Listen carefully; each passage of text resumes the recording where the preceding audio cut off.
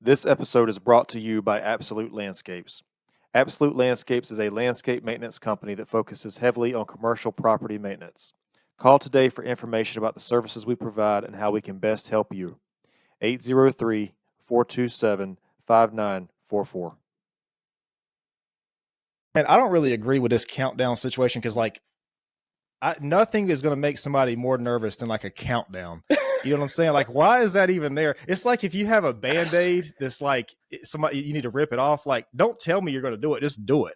Yeah. You know what I mean? Like, I feel like the countdown is way too unnecessary, but it just makes things like more nervous than what you need to be.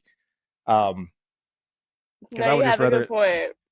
I mean, you know what I'm saying? Yeah. Like, I don't know. Like, I ran track in high school, and I'm like, yeah, if you tell me to just go run a mile, I'm just going to go and do it. But if you're like, okay, 3, 2, 1, go, like, it just doesn't, it's not the same. yeah, like you have extra 3 seconds to think about it and like have a battle with yourself about whether or not you're going to do it. You know, and it's just like, I don't know, man. Just I'd rather just do it because then it's over with 3 seconds earlier. You know what I'm saying? If it would just start when you pressed it, yeah.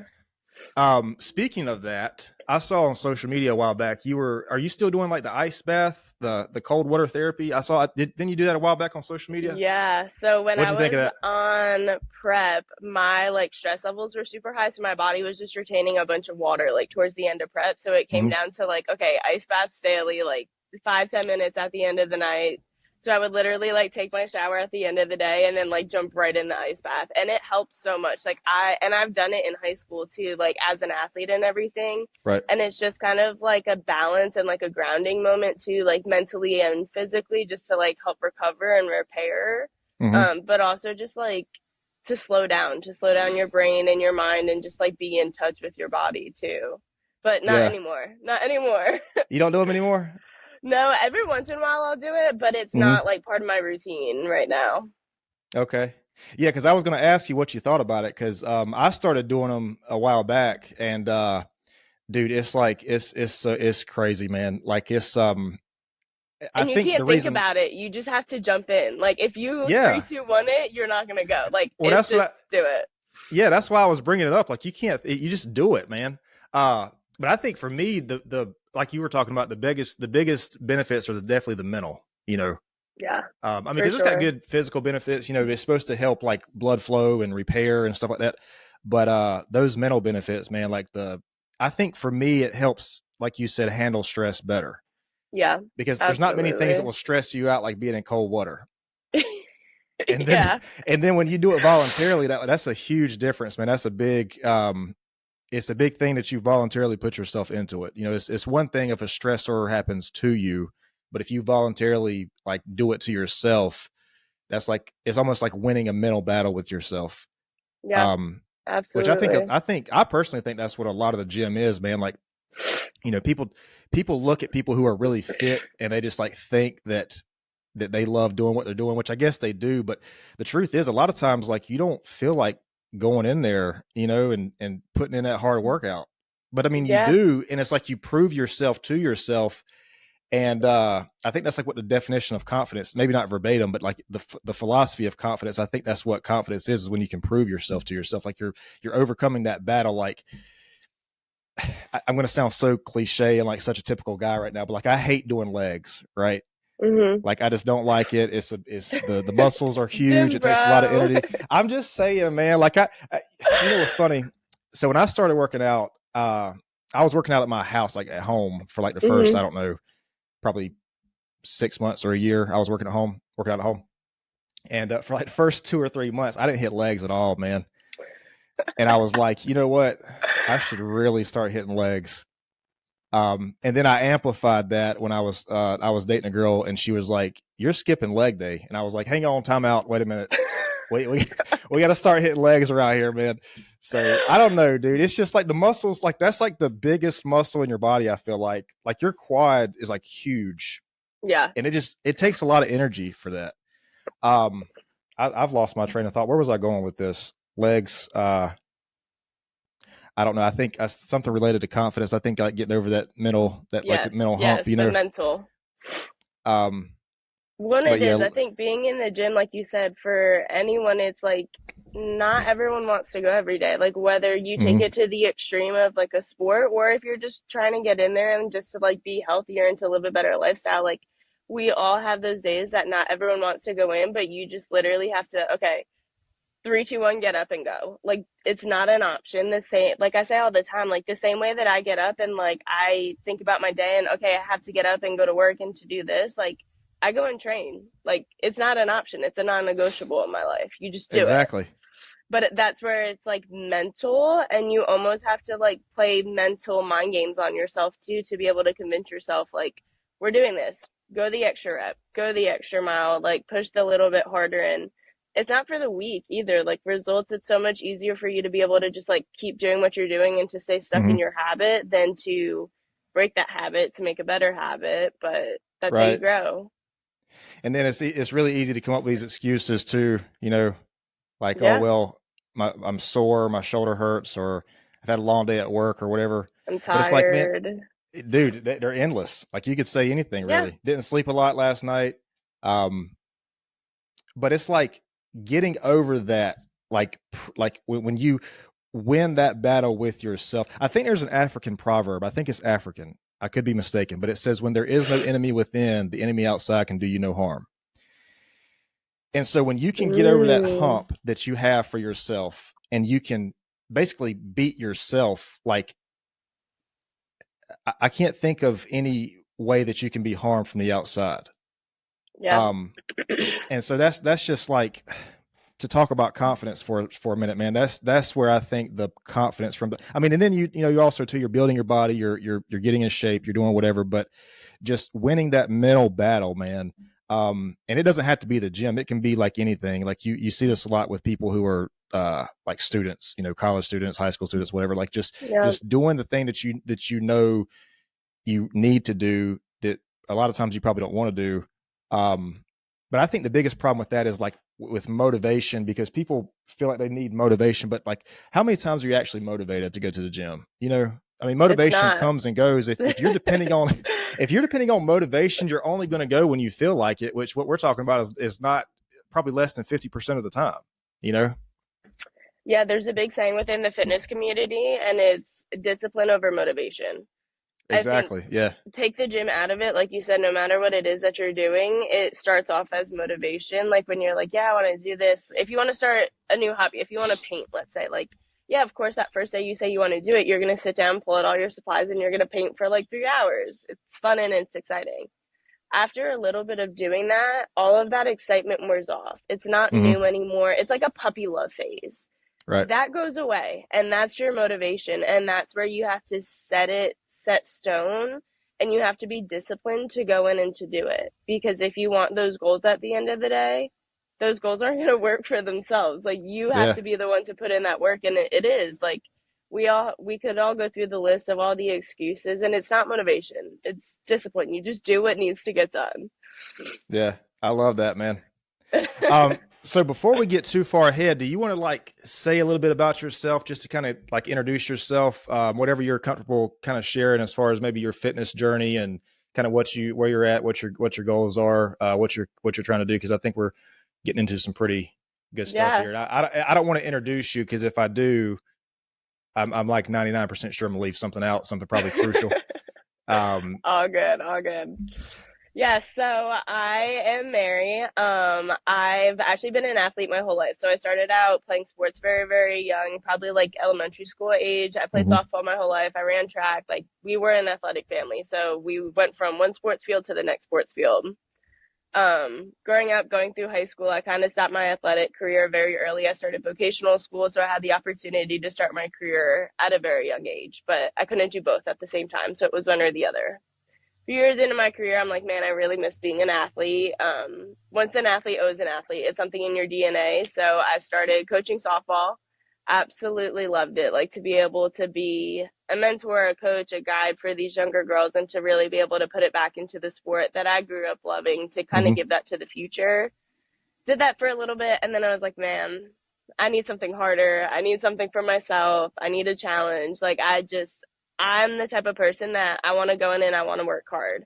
I don't like to take the easy route in life in anything, and I want to work for what it is that I'm doing. So I found my way to bodybuilding. I mean, I've watched it on social media since I was in middle school and everything. It's something I've always been super familiar with and interested in.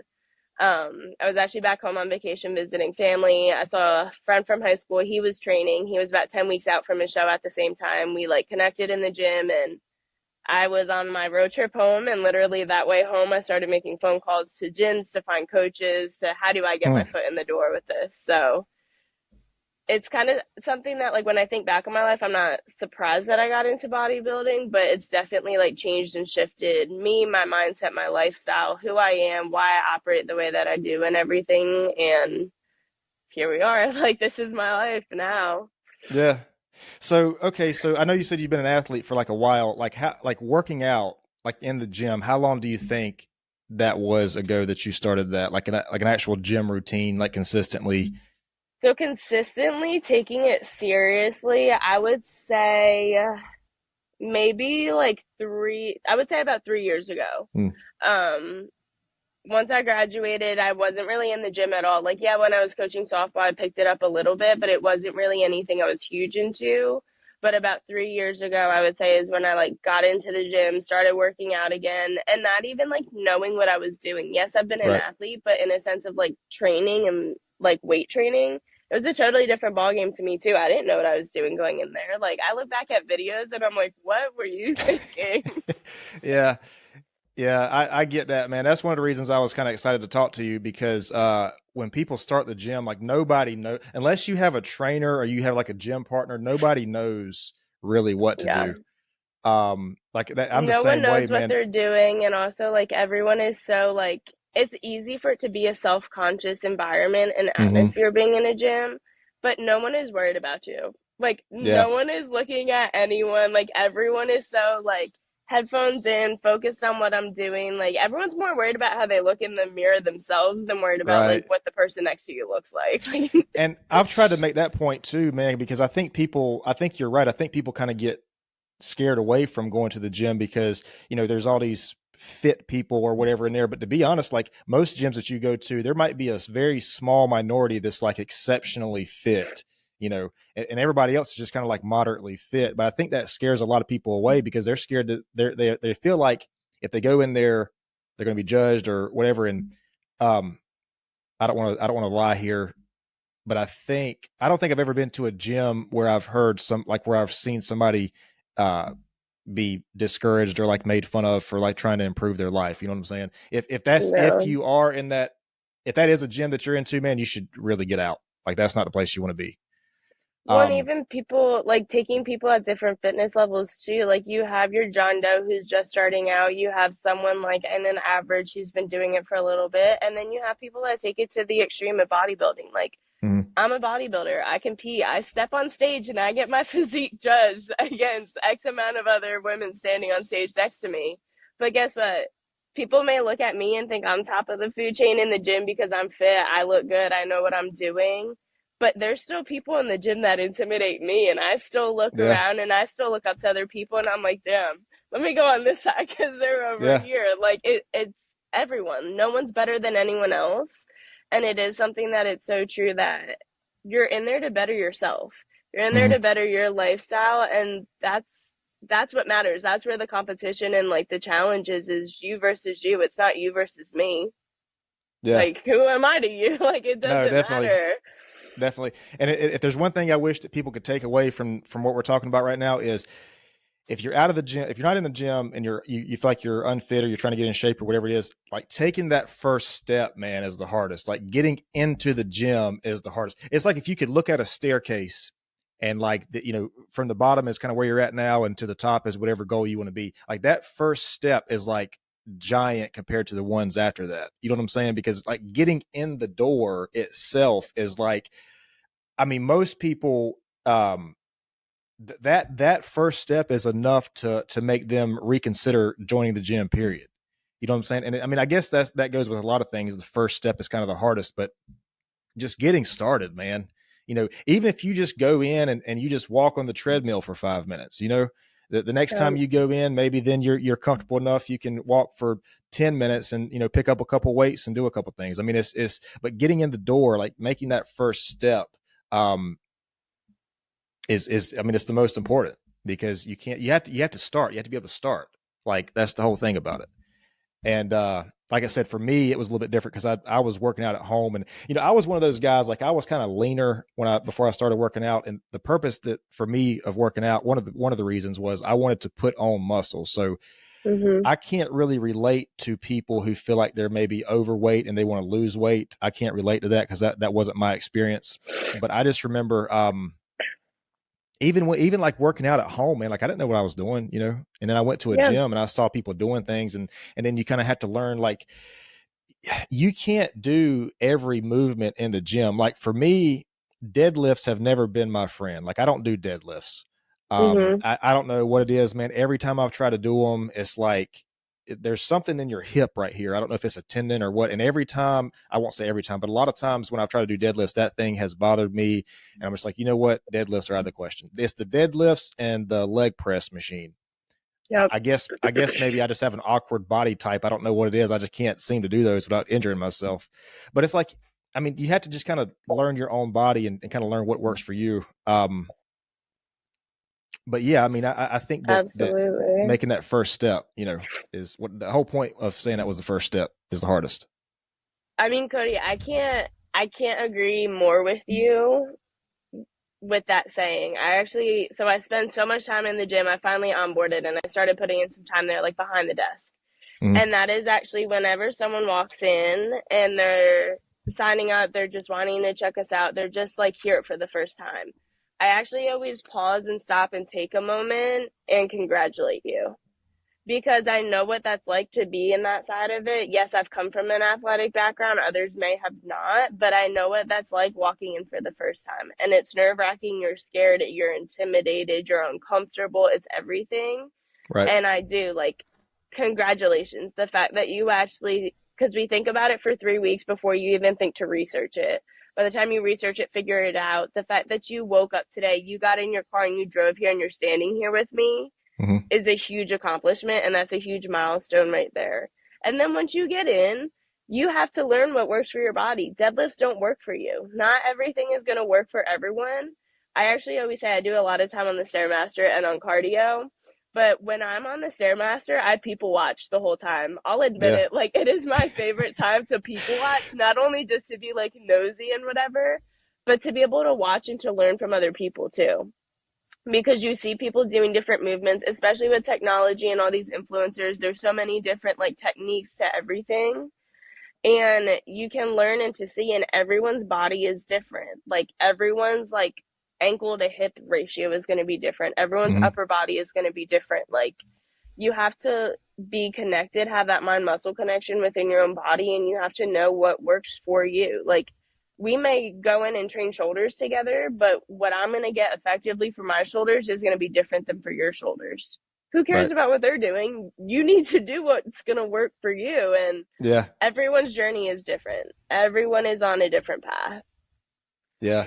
I think, speaking of the Stairmasters, like, that's the best place to people watch because you're elevated. You know what I mean? You can see out, you can see everything in the gym, man. Like, you can see all the way across the gym. Like, but when I'm on the Stairmaster, man, I feel like I'm dying on that thing. Like, I mean, that is a rough workout, man. It is intense. It is intense, but you have a good point with it being elevated, and especially too, if you're in the gym and it's a new atmosphere. Let's say you've never been there before. I've been training in the gym for 3 years.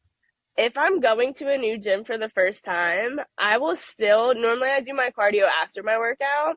Right. I'll take like 10 minutes or 15 minutes of it, do it before, just so that I can get a lay of the land, so that I can not only people watch, but this way I can watch the gym. Okay, these machines are over here, this is over here. This way I don't feel intimidated when I get out on the floor and I'm like, oh my God, where's this? Where's that? I'm like in people's way.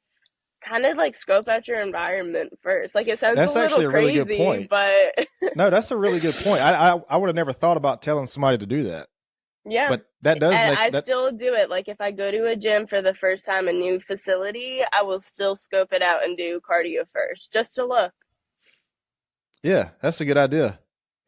Yeah. So, so you mentioned about like comparing yourself to other people. So, what about like when your experience when you said your physique is being judged, and like it's we as people, it's so easy for us to already compare ourselves. I mean, what's that like, man? Like when you know that do you see what these other people look like before you go, or do you just like is it kind of a shock when you get there? Like what's up with that?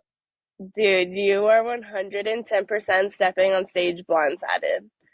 Okay. Um, there is, you don't know. You don't know, and that's how all through prep, all of your training leading up to it, it has to be me against me. It has to be knowing Hmm. that my coach is giving my plan. I'm doing everything on my plan. I'm following my plan. I'm giving it everything that I have to give because you don't know who you're stepping on stage with. Now in social media nowadays, a lot of us share our prep journeys through social media. So naturally, the way that algorithms fall, it's going to show you similar like content and interest. So Right. I did have an opportunity to find like some of the competitors prior to stepping on stage. So I did see other people that, hey, I'm competing in the show. However, you don't know what their height is. You don't know what division they are. You don't know if they're going to be in the same class as you.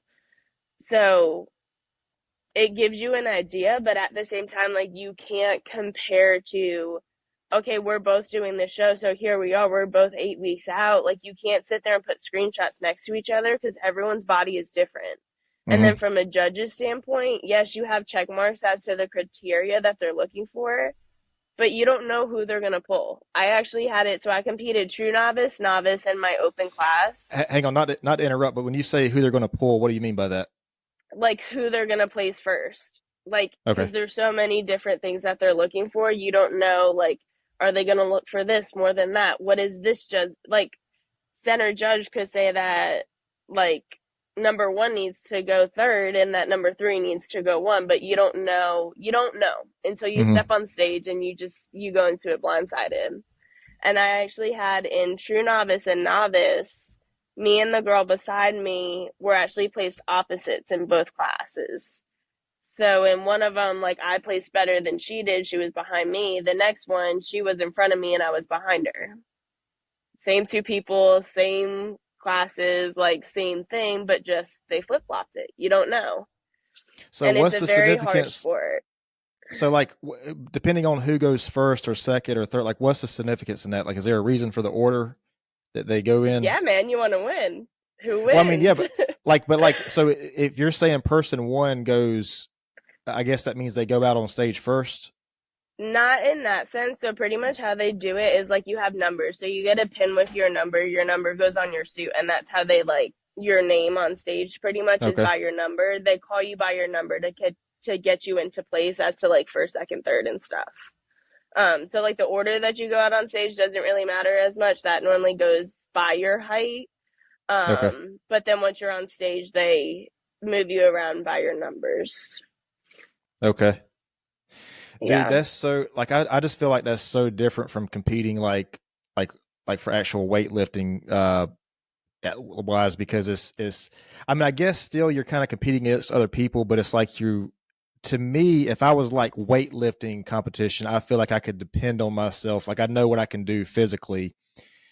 And I don't know how that I guess that's got to be the weightlifting competitions have to be like by body weight or something, right? Like you just can't, if a guy has 100 pounds on you, you're not competing at the same for the same weight, right? Like it, I I would think imagine it's so. kind of like Yeah. it's got to be like MMA where there's like maybe a 5 or 10 pound difference or something. But Hmm. anyways, like with what you're doing, it's kind of hard to. I don't think there's any other way to do it other than blindsided. Like, I mean, No, you can because see that's all it yourself, and is. Yeah, that's all is it that not? is because you can see the competitors, but then it's like, yeah, okay, I know that this girl's doing my show. We're in the same bikini class, but it doesn't mean that you're stepping on stage together because for me, for bikini, it goes by your height.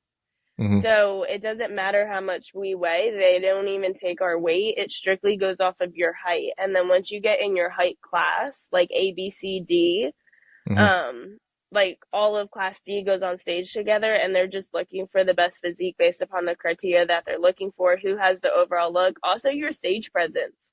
that was something that I struggled with was my posing. I've been an athlete my whole life. I've been in the dirt, on the field. Posing is like dancing. Like I would be Right. so envious if someone had like a dance or a cheer background because it's just so much more graceful and so much more fluidity, and that's part of what you get judged on too. And it's Hmm. crazy. It's a tough sport. It is an extreme sport. It's not a sport for the weak. Not only like physically like demanding the discipline that it takes going through prep to prep for a show, but mentally, especially post show, to be able to know that you busted your ass for that long and that you worked that hard. For my prep was 16 weeks. For 16 Wow. weeks, my life, granted I was on pre-prep for like 4 or 5 months before that, but for those 16 weeks, bodybuilding was like my number one priority. To know that you do all that work leading up to it, and then show day, if you don't place the way that you're obviously wanting to place, like to go into Hmm. that mentally afterwards, and then to look back at pictures and to be like, damn, I wasn't lean enough. I wasn't good enough. It wasn't like, you compare stage shots afterwards, and this is the girl that won and this is where I came in at. And you have to be hard on yourself, but then it's also an improvement season. Yes, you're upset Right. in the beginning, but then it's okay, how do I tweak this? How do I change my training? How do I change my plan to now we're going to take an off season. We're going to grow, we're going to put on more size so that next year we step on stage even better. We come back stronger from it. But it's not easy, like physically, mentally, emotionally, socially, like yeah, it is intense. It sounds like it, man. Yeah, And I mean, it it's sounds hard. like when I guess what you're saying is if you do all this work and you compete and you don't place maybe where you want to place, or if you don't, I don't, is this like a first, second, third thing, or like, Mhm. does it go Yep, past top that, or is it just 5. like, oh, top five? Okay. So Top if you're, and 5. how many people are in this thing when you do this? Like, So every show is different. Every class is different. Every division is different. So that's where you have no idea what you're walking into. In my show that I competed in, I Mary, competed in the. Mary, hang on just a second. You cut out. I don't know if it's gonna. Normally, when you cut out like that, it still records, but I didn't hear what you said. What did you say? How many people were in? So it's different every show. Okay. Um, every show, every class, every division is going to be different. In my show, in my division, I was on stage against 16 girls. So there Okay. was 16 girls in my class, top 5 place. There was some other divisions where there was literally 4 girls in the division. So obviously they just placed between the top 4. You have Right. no idea until you walk into it. Like you go into it blindsided. Yeah. And so what you're saying is you can do all this work, do all this prep, 16 weeks. I'm not sure what I got and what I didn't. Um, do you So remember we were what we were? talking top 5. So like placing, like how many people it was. Yeah. Yeah. Okay. Um, so yeah, you don't know, you go into it blindsided. Like my show in my class in my division, I stepped on stage against 16 other girls. We were all judged in the same class. Hmm. Some of the other divisions and classes, they were only 4 girls on stage. So you don't know how big the show is going to be. You don't know how small the show is going to be. You could be the only person in your class, depending on your height, your weight, what they go off of. So you Right. don't know. Do you remember how big, like, what was the biggest group? How many people? I guess I'm assuming this is all women, right? Like all girls. So they do women's and men's. So it was Okay. both for this one. Do you remember how many, like, what the biggest group was? Like, how many girls were in the biggest group? I don't know the biggest, but I know 16 is a pretty big class. Like I know one of the Okay. guys' classes was like 18, I think. Hmm. Like that's pretty big. Like most of them can be like I don't know the average. I would say maybe like 8 could be more of a realistic number. Okay. A lot of them are much smaller. Like 16 girls was a stacked class. Okay. Yeah. So I think what I was wanting to get to when you were talking about this, you were saying that like you could do all this training, all this prep work, and then get there. And I guess if you don't place top five, which if it's 16, that's like the top 25% or so, somewhere around there. You Mhm. just kind of feel like all that training's for nothing, pretty much. Like if this is the thing that you're trying to work towards, and then you just feel Yeah. like, It can be hard. It's definitely like swallowing, I guess swallowing defeat is kind of the best way to describe it. Like you mhm, don't. I didn't walk out of the convention center happy with it. Like it's proud but never satisfied, really. But also, I always tell people, all right, the girl that won first place that day and the girl that won the overall, like, she won that day. But guess what? There's another show the next weekend. No one's Right. talking about her next weekend. No one, like, it's such a hard thing because you compete, you qualify, you move on, you go to nationals, you win your pro card. Like, there's all these milestones with it. But Hmm. there is another show the next weekend. There is another class stepping on stage right after you. You have your little moment of fame, and that's it. And that's Yeah. where people look at it, especially through social media, is the best way to see it because we share it. But also, people think that there's like our livelihood is bodybuilding. Hmm. It's a hobby, it's a sport. There is no money in bodybuilding. For the money that you put into it, the money that you spend, the money that you spend on groceries every week, for your Oh, dude. coaches, your gym memberships, everything. Even when you compete at the Olympia and you win the Olympia, you're an Olympic bodybuilder, it's not enough money that you win to make a livelihood off of. A lot of Yeah. people get super far into it, and then that's when they become content creators and influencers. They're working with brands and they have these brand deals. That's where they make their money. Right. Bodybuilding is not a full-time job. That's not what someone does for a living. Like it's a hobby, it's a sport. Yeah. Yeah. Let's just make it known for anybody who plans to bulk up or put on weight. Like you're going to spend some money in food, dude. I feel like I'm constantly hungry. Like I feel like I eat so much and then I'm like just constantly hungry, but it, like I personally have to supplement with like fast food because if I don't, like that's like relatively it's a lot of calories for a smaller price. Like if you eat clean, like let's say if you need 3,000 4,000 calories a day, if you eat clean, you're going to spend some money doing that. I mean, Yeah, you know, I want to say like between like my bulk or my cut, my groceries, I was like ballparking like $200 a week just for me, yeah, just myself. But I was eating 5, 6 meals a day through the bulk and through the cut. Like either way, it's very expensive. It's very expensive. I actually, one of my coworkers just got engaged and bought her wedding dress. My competition suit cost more than her wedding dress did. oh my god, I was like, there is no way. that's But it crazy. is you to step on stage, you have to pay for each class that you're in. You have to pay registration fees. You have to get your Hmm. NPC card. You have to pay for your tanning. For girls, we have hair and makeup. You have your nails have to be done, your jewelry, your shoes, like your suit. Like there is so much expenses that goes into it. So for anyone thinking of competing and taking it to that level, financially make sure that you are in a comfortable position to where you have disposable income, because especially once you get closer to like those last few weeks, like I Yeah, was getting emails about like stage shots $100. I was like, it doesn't matter, you're just spending money because that's what it's part of the sport, it's part of what needs to be done. right. And we haven't even talked about supplements yet, like the Yeah, price for no, supplements. yeah, it is um, like it is so expensive to compete, but and even if you win the Olympia, you're not making back enough to be able to support and provide into it. let's see. So they being this app did a really neat thing where I can screen share. Let me see if I can search something really quick, and I want to see if you can see this. I'm going to see if I can find out. You might know this. How much Arnold won? How much money he won when he won Olympia? Yeah, I don't know. The last time I think we looked it up, we looked up like what Chris Bumstead had won, and I think it was like $40,000. Are you serious? Are I you am. I serious, man? don't quote me on that. You might want to look All right, that we'll one do up too. him. But I remember the last time that we looked it up, it was like 40,000.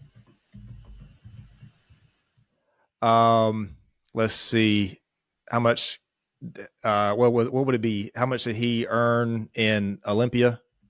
Yep, 2023 Olympia or 2022 maybe.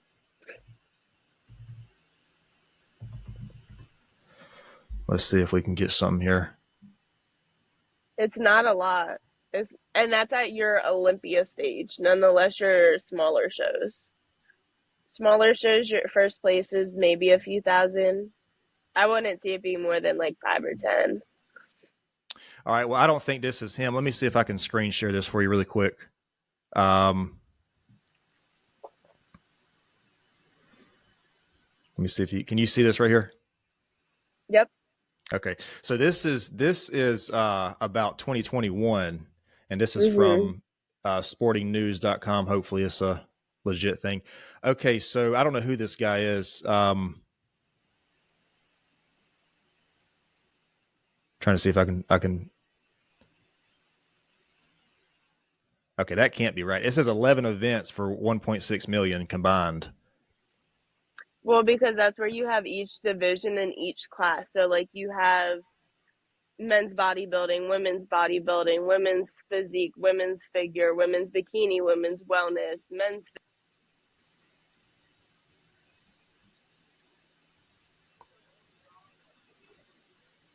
There's a lot that goes into it.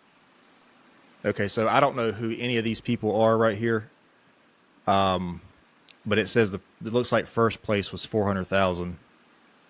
I mean, yeah, that's a Yeah, I don't know lot. these names. That's a lot of money, like for that. But how long did it take them to get to this place? You know what I'm saying? And how many Yep. other people were trying to like get to this thing? And how much money did they put into it to get there? Also, Yeah, bodybuilding, let's go ahead and call it out. It's not a natural sport. You like right. people look and say all the time we talk down on people that use like PEDs and everything, but that's the sport of bodybuilding. Like Yeah, if you want to stay out of it, if you don't agree with it, if that's not your vibe, don't get into it. Like don't hate on it because that's what someone does, but that is expensive too to yeah, be man. at it. Yeah, and then you know these guys. I know it's a lifestyle, and they kind of sign up for this, but some of those guys, man. I mean, we're talking about life altering. You know, like if you do this if you do too much of it, or if it's not the right thing or whatever, like it can really mess up your hormone levels and stuff like that. Like you hear these guys, what's the guy's name? He's like, I don't know how to describe him. He's like yelling a lot in his videos. He's like a real big guy, Larry something maybe, or And there's so many I don't like know. influencers too. But his name escapes me at the moment. But anyways, he's like having joint issues now. Like he's having to Yep. inject his joints with stuff like that. I mean, you know, it's it's crazy, man. Like the things people put their body through for some of that stuff. I forget And that guy's whether name, but you he's like go a the enhanced route or you stay the natural route, and that's where I say all the time, like, bodybuilding, yes, it's in the health and fitness field. Once we take it to the extreme of competing and stepping on stage, it is mm-hmm. no longer healthy anymore. When we are stage day, like on stage show day lean, you literally do not look like that the day before or the day after. It is not sustainable. It's not healthy to be that lean. Oh yeah, For your body to be like your skin to change that much. And even for men and especially females, like your hormone levels. Whether you go enhanced or you stay natural, most competitors still lose their cycle through competing and through prep. Like for your body to regulate and to go through that, and also to like most competitors are on the younger side too. Like you see people mm-hmm. getting into it younger and younger and younger. You have to think about your future. Like what do you want your life to be in 10 years? Do you want to Right, dedicate and revolve your life around the stage? Cool, good for you, but also think about, do you want to settle down? Do you want to like get married and yeah, have kids? Because that's a huge thing once you go the natural route. Not everyone, but it can affect fertility levels too. mm-hmm. And those are things where working with a coach, I say all day, every day to work with a coach to know your stuff, because there's so much stuff that like as the competitor and as like a gym goer that you need to research and you need to know. But also there's so much science that goes into it. Like a coach is going to look at your body different than how you can look at your body. Right. So they kind of guide you down the path you need to go. And you brought up like being way too lean. That's something that I think a lot of sports are they're about to get a lot of attention for, because like you got like with MMA, you got guys talking about Joe Rogan talking about how it's really unhealthy for those guys to cut weight. Like they'll be the leanest when they make the weigh in for a fight. They'll be like the leanest they've ever been, and it's like you know you can't. It's hard to do that. To be the leanest you've ever been, which really is probably underweight for you, and then go fight, you know, for Yeah. your life pretty much. I mean, like that's not, and I'm glad that, that he's making I guess he's making that public because it's you have to Yeah. think about that, man. Like you have to think about those kind of things. And it's hard through social media because, of course, like you could make the same video, do the same exact thing, and be Mhm. peak week, show day, extremely lean, and then you can do the same thing 6 months later in your off season. Obviously, you're going to get more attention. People are going to want to see you better when you're lean and when you're shredded because you're showing off the hard work, but also it's not healthy, Right. it's not sustainable. You can't stay there, which is why you need to take an off season aside from like competing, even just like being in the gym. You need to have like a season where you go in and you go through an X amount of a week cut, and then you need to go and bulk Hmm. for X amount of weeks too. You need to put that size and that muscle back on, and it's hard, but you can't stay shredded forever. Everyone's genetics are different too. Right. Like everyone is Yeah. different with it, but you can't stay there. You can't live there. Like it's not possible. It's not. I mean, it's not. It's not. And in order to build muscle and grow, like I think this is one thing that people don't really understand. Like you have to eat more to grow muscle. Like if you're the way it Yes. comes down to assuming that the genetics are somewhat, if your metabolism is somewhat normal, it boils down to if there's more calories out than in, you're going to lose weight. If there's more calories in and out, you're going to gain weight. But you have to eat enough to supply the power to the muscles to lift a heavy enough weight to make those improvements.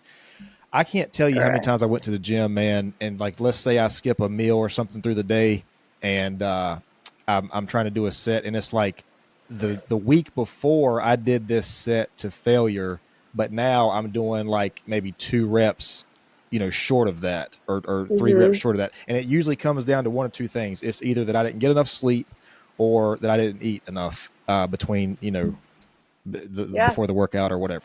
It almost always comes down to that. Uh, it is your nutrition. We say it all the time and people don't believe it, but nutrition truly is 90% of the results. You mhm. have to think about your body like a temple. Your body is a luxury sports car, race car, whatever you want it to be. You have to be able to fuel your body. If your car is running out of gas, it's going to stop. Same thing with your body. Your nutrition is your food. Like, food is literally fuel to your body. And if you're Mhm. sitting there putting in like cheap, like food that's full of crap and all these like preservatives and everything, like yeah, you're gonna kind of clog some stuff and your body's gonna run a little bit slower. Take all the like stop making it so complicated, just make it simple. Eat clean foods. Eat your Yep. basic whole foods and your body is gonna operate so much better. Sleep is a huge part of it. Like sleep is one of the biggest things like with my check-ins that it was like how was your sleep? What was your sleep like? Mhm. How many hours? Did you wake up throughout the night? Did you have a hard time sleeping? And you're right. It's either sleep or it's food. And people always say, like, I just feel so weak today. It's just like, not, all right, what did you eat? Not what did you eat today? What did you eat yesterday, too? Because a lot of times what you Exactly. eat Yep. yesterday is going to affect your lift today. And be in touch with your body. Know your body. Like, I trained, today's Friday. I trained Wednesday. I was so weak. I was like, something is not right. Thursday, I woke up sick. Like, it's Hmm. those little things that it's like you just have to know your body. Listen to your body. Like, take the rest day. Eat the food. Yeah. Like, fuel your body. It's people overcomplicate it so much, and it's not complicated. And I know too, we're talking about like how, carbs are really important, nutrition is really important, protein, that kind of thing. But I had to learn this the hard way. And then I started hearing people talk about this and it made sense. Don't, don't eat your carbs like before you train because you're going to have a carb crash. So in other Yeah. words, like like if you're trying to eat carbs for your workout, you should, like you said, plan that the day before, because I think it takes like 24, 48 hours for your body to process carbs anyways. But like if you eat, like let's say if you work out in the afternoons and you have, like pasta or a sandwich or something for lunch, dude, it's going to be like, and it's going to be very difficult for me to go in the gym after that and like try to work out. You know what I'm saying? I try to, if I can, I try to eat like as lean as possible before I work out, and then after that, I'll try to eat carbs, um, Yeah. because you have I that always carb crash. say like the carb crash is a real thing, but also you do want to have some sort of carb before your workout. Like a lot of times you'll hear the term like a pre-workout meal. You hear people with Rice Krispie treats all the time. Rice Krispie Mm-hmm. treats are a quick carb, so it digests very quickly. Carbs are your energy. That's why like I don't agree with dieting. I don't agree with the whole like keto lifestyle and everything because it's not sustainable because you physically need carbs to live. Like you need that. And that's where it's not following a diet, it's eating Mm-hmm. things, but just adjusting the portion sizes and the meal timings. Because your body Right. needs the protein, it needs the carbs, and it needs the fats. Like you still need that. It may be in very small portions, but you still need it. Like Yeah. you're gonna crash afterwards if not. I remember being in high school and even they didn't teach it to us like that, but Nah. if it was the biggest game of the season, guess what you did the night before? Pasta party with the team. Why was it a Mm-hmm. pasta party? Because we all needed to carb up the day before to have that energy for the big game. That makes so much sense, man.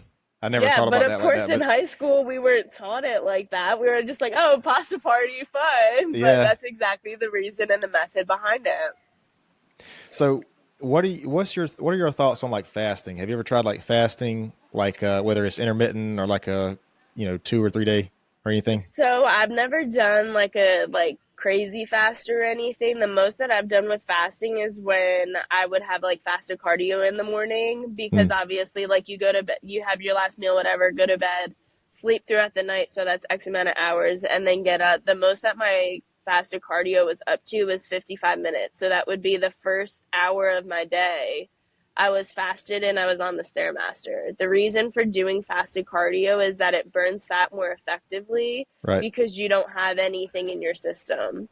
But then again, it's coming home, showering, and eating right away because at that point you're starving because you've not only been fasting, but then you're also like working and burning those calories that aren't in your system. And Yep. again, that's where taking it to the extreme of stepping on stage is not healthy. I think fasting, in my opinion, it's something that it may work for some, it may not work for others, and like do what works for you. But I don't know. For me, I think it's just making it too complicated. Like Yeah. if where you're at now, and if your goals are down here to hit your goals, just come up with the plan and stay to the plan because you're not going to be able to fast for the next 20 years of your life. Those results aren't going to stay. You can fast for a week and you can be shredded for your beach vacation coming up this weekend.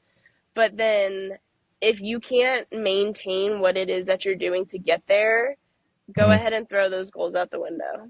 Like, because Yeah. it's not going to stay. So, excuse me. I did a fast like a couple weeks ago, and I've done one last year. I did so last year I did a 72-hour fast. It was water only for 72 hours, and I didn't do this for That the is gym. insane. Listen, man, I'm not recommending that anybody do this. Okay, and I didn't do it. I didn't do it for bodybuilding. Like I was actually out of the gym for this whole week. So Well, yeah, because 72 you didn't have hours. the energy to be in the gym.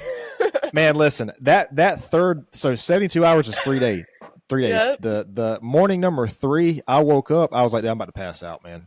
I was like, but then here's the bad thing. Like, you can't just eat. Like, you can't just, like, once the 72-hour gets there, you can't just eat. You have to introduce, when you're doing a fast that long, you have to introduce food slowly. So Yeah. you have to eat something like, soup or soup with a little bit of chicken. And that's like soup is nothing when you didn't have anything to eat for 3 days. So this Yeah. past time I did I did 60 hours, which is not still not, it's not nothing, but it's not as long as 72. But anyways, it's supposed to have good health benefits. Like I think it's called autophagy, where is the cells in your body, like you start to recycle old cells. Basically, it's supposed to be like anti-cancerous. I don't know. I can tell you this: the 60 hours that I did, man, it was like, so I didn't have coffee for like 2.5 days. I didn't have caffeine at all. And I think that like offset the benefits of whatever fasting I was going to get, because I was like, I wouldn't say irritated, but I was the way you would feel if you didn't have caffeine for 3 days, When your and I brain was, almost stops working, you can't, because you're not fueling your body. Like, you can't think straight. You don't have the energy. You're not moving. Like, you're not fueled. yeah, that's definitely, that is a huge thing, man. It's, I definitely probably should have jumped into it slower. Like I definitely probably should have started with a 48 and then try to do a little bit longer. But I mean, like you, when I do cardio, I try to do it fasted too, and it's usually a little bit different for me though, because I'm usually like 12. It's like when I do my cardio, it's usually like 12 hours, at least 12 hours from the time I ate prior. Okay. You know, so let's say if I eat like a late dinner or something, it's like 9 o'clock, 8 or 9 o'clock, which probably isn't good. Um, get up the next morning around midday or so. I usually do mine over the weekend, so it's like around midday. It's like 12, 15 hours or so. Uh, but that fasted cardio is a whole different. It's a whole different ball game. You know, when you go in there fasted and you said you do an hour. Is that right? 55 minutes of cardio, or are you saying Through the 55 minutes end from the of time you? through the end of prep, I think the last like 2-ish weeks or so, I got up Uh huh. 55 minutes fasted, and then I had 55 minutes post workout. But again, that's to the extreme of competing. That's not what I'm doing now. So you wouldn't do that Um, like on a normal basis. no, not at So all. are Like I'll do so about 20, 30 minutes now, but yeah. that's where to get stage lean to be there, that's kind of what it took. But also I want to bring up a point like you just said, like, oh, I eat at 8, 9 o'clock at night. That's probably not good. And I think that's where we live in a world where in everything you hear it with people with kids that parent all the time too. Like everyone is so like, oh, it's not good, it's not perfect, like I'm not doing it exactly how I should be. Mm-hmm. You have to do what works for you and for your lifestyle. I struggled with it so much because I love being in the gym early. Like I love starting my day with my workout. If I could be in there at 5 o'clock when the doors open, get my workout in, and then go on about my day, like it's the best start for me. But I also work in a career where I work a first shift or a second shift. I'm at work until 10 o'clock at night sometimes. I'm not going to Right. be up and be in the gym at 5 o'clock in the morning. So then when I Yeah. work until 10, yeah, my last meal isn't until 11 o'clock at night. I'm asleep at 12. But Mm-hmm. that's what I have to do to be able to live my lifestyle, to do what I have to do, and to still be able to hit my goals. Like, we get so in the like mindset of everything needs to be perfect, and it's Mm-hmm. never going to be perfect. We don't live in a perfect world. We're humans. We're not perfect. Like, Yeah. Do so do you guys, when you do these competitions, do you have like a, is there like a limit you can do for like in a given year? So like I think yours was what, earlier this year sometime, I think yep, you, mine was your in competition. April when I competed. You can do it as much as you want, like as often as you want. It's really just on your body. Like it's tough on your Damn, body. so there's girls up there doing this like almost like every chance they, almost constantly. So a Like lot they're of just times putting their how body. we'll base it is like you have an off season and an in season. So once you get to the extreme of like you've done this over and over again and you're looking to win, you're looking to get to that top stage, like even the Olympic athletes, like they will still go in and take an off season where they're not on stage for X amount of months. But then when they Mm-hmm. prep and it's time to step on stage, they may do 4 or 5 shows within one season. And then they'll Right. do those amounts of shows and then reverse and go right back into the off season again. But I mean, you can do as many shows as you want. Like there's not a limit or anything. But Okay. you just need to be like in season and off season is really the big thing. And then how long can your body push to be that lean? For me, Yep. I competed in April.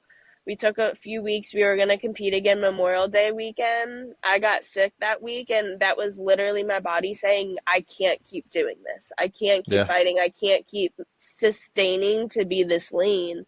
And at that point, it was just like, I need to focus on my health. We need to do what's best for my body. Put the show off. We'll focus on it again next year. But right now, like, just be healthy.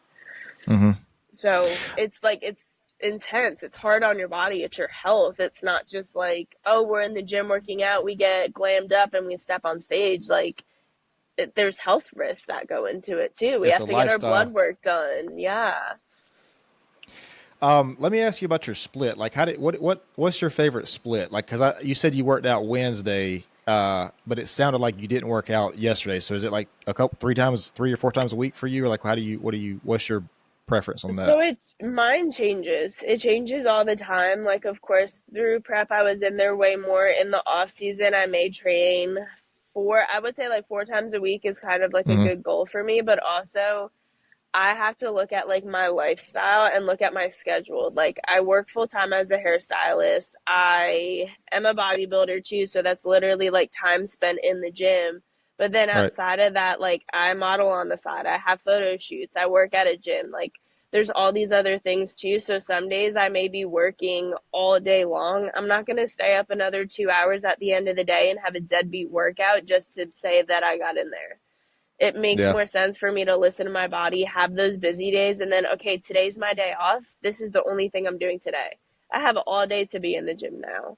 So instead of working out yesterday when I had so much going on, like I just look at my schedule. Like I take it week by Hmm. week and where can I get it in? Where can I do it? And I do my best. Like I do what's sustainable for me in my life and where I'm at with it. Yeah. Yeah, that's a good idea. I like that. Um, so do you do like a different body group every day, or do you have like a certain thing that you follow? Yeah. Because like I try to do like a different group every day, you know. And I don't know the reason I'm asking this because I have a lot of people ask me like about a split. Like some people do like push pull legs, some people Mhm. do a different group every day, which is what I do. But I'm just curious to get your thoughts on like what you think about like. I mean, it's not going to be the ideal split because it's going to be different for everybody, but Yeah. just a different opinion, you know, of what you think. Yeah, I mean, like you said, it's going to be different for everyone, and like everyone's training style is different. Like you have bodybuilders, power lifters, CrossFitters, like everyone trains differently, so it's going to be Hmm. different. For me, I don't really do a full body workout. The only time, like, I don't structure it in my training. The only time I'll do a full body is if it's like I can only get in one workout this week, like, or if I haven't been in the gym and it's like this is the first day getting back to it, I'll do a full body just to kind of get like the blood flowing and moving. Right. But other than that, like I'll go in. I normally do back and buys together. I don't Hmm. really train chest that much. I train a lot of shoulders, but that's for, I'm a bikini competitor. That's what they're looking for me. So a lot Right. of times I'll go in and do like shoulders and tries, or I'll do like shoulders and glutes. It's a big day for me Hmm. to do those two together. And it's weird because it's two totally different muscle groups, but it helps Yeah. because you're able to push really, really hard in the shoulders and kind of like train that to failure and then go in and train glutes to failure compared to doing like shoulders and triceps. A lot of times your tricep is being used in a lot of your shoulder movement. Yep. So to go in and do one to failure and then the other, same thing with legs. I kind of break it up. We'll do like glutes and hams together, and then we do like a quad focused leg day. But like you were saying earlier, like a quad in your leg is such a big muscle. There's so many different movements to be able to get that like fully going to failure. So there's Hmm. no need to like train the leg as a whole. Break it up. I got you. Yeah. So I feel like chest, like working chest for women is like working legs for guys. Like I'm just like I don't know like because dude, so many women say they don't like working chest. You know what I mean? I actually And love it. I actually love like when I was training chest and bench pressing and everything. yeah. But for me, it was like I needed to grow my shoulders. I needed to have Mm, that capped out. I needed to have the width. And naturally, even though I wasn't ever training chest, not a single movement was for chest, it was all for shoulder. It's a very similar muscle group. They're very close together. It's a push movement. So like if you're going in and doing like a movement and you're trying to activate shoulder, chances are your chest is naturally going to kick in a little bit. So I never right. chained chest, but I still had like naturally a chest split because naturally that muscle still gets activated. You're still super lean. Like I still had striations through my chest, but I never Yeah. trained it though. I got But you. that is a good comparison though for for I guys mean, with leg day. I'm telling you, man, it is. Like I think it is.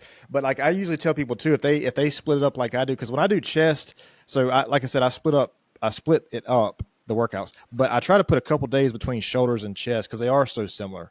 You know, Yes. like Yep. sometimes after chest, especially like your front delts, man. You know, if you're pushing like with chest, like that's. In fact, on my shoulder day, I do very little front delts because I know they get so engaged on chest day.